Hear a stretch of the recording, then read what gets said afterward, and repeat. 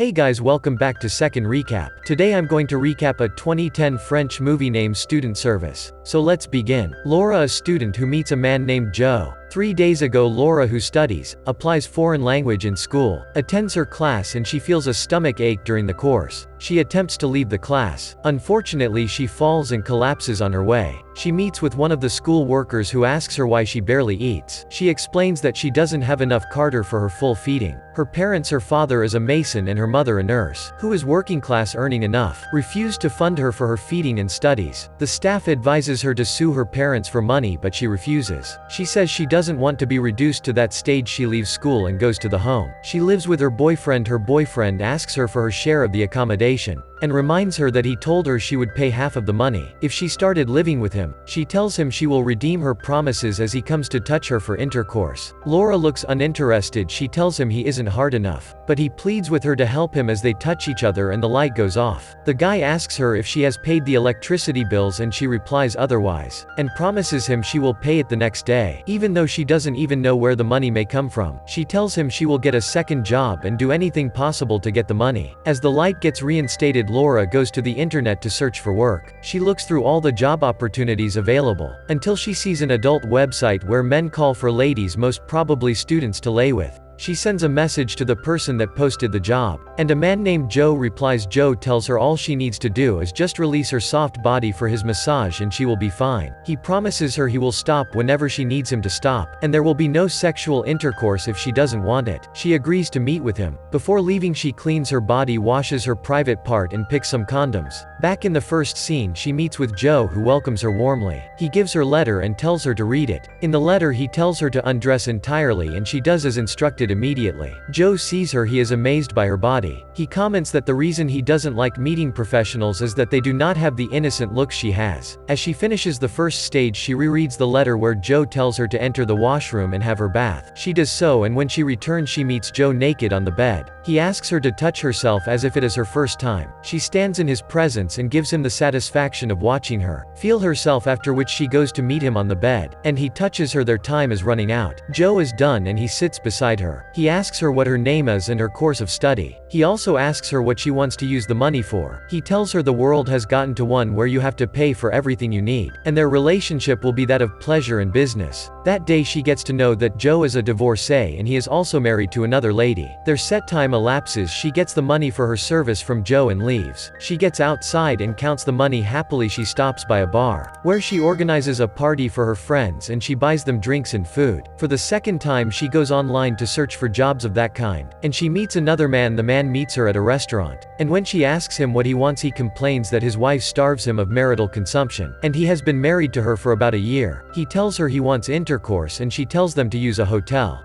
It seems the man can't afford one, so they drive the man's car to an open field, where she undresses and he touches her. He begs her for a blowjob and she gives in to his request. Suddenly the man pushes her off, climbs on her and has painful intercourse with her. She sits in tears as the man satisfies himself with her body. As he finishes, he pays her for her service and leaves her. There she returns home in tears and she complains to her boyfriend that she had to give herself to rape to get his rent, but the boy is uninterested in the conversation. She tells him she is ending their relationship and leaving his house. She starts living with an aunt that she attempts to prepare for her examination, but the noises of the kids around distract her. She leaves home and visits a bar where she sits to read. At the bar she meets a boy named Benjamin, gets to know him and they talk. That night he sees her off home, and she promises to call him after her examination. She goes to a photographer where she snaps nude photographs. The man begs her to make prostitution a business, and tells her she will earn a lot from him. He also invites her to meet a dentist who wants to have a threesome. The dentist won't be having intercourse with her, but he will watch as she and another college student touch and lick each other. The photographer offers her £200 per hour, but she refuses the offer. Upon getting to know that several other college students are prostitutes, she decides to find them. She searches for the keyword college prostitute,